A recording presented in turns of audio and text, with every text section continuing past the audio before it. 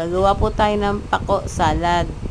Ihanda na po ang kamatis, sibuyas, itlog, chicharon. Ito na po yung pako, dahon ng pako. Ihulog ang isama ang kamatis. Ilagay na po lahat yan. Mas masarap po pag maraming kamatis. Tapos sibuyas.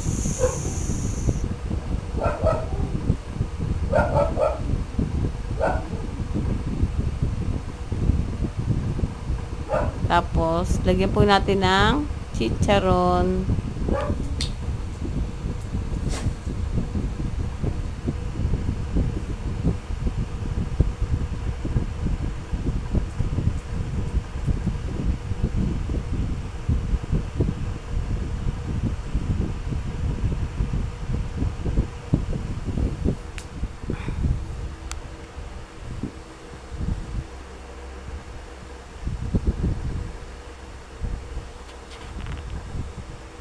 Tapos itlog na maalat.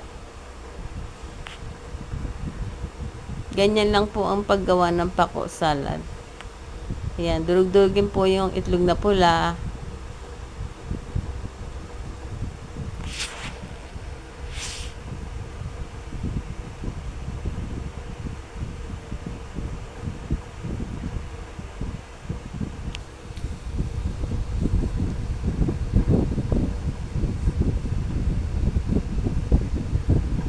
Pwede pong dagdagan.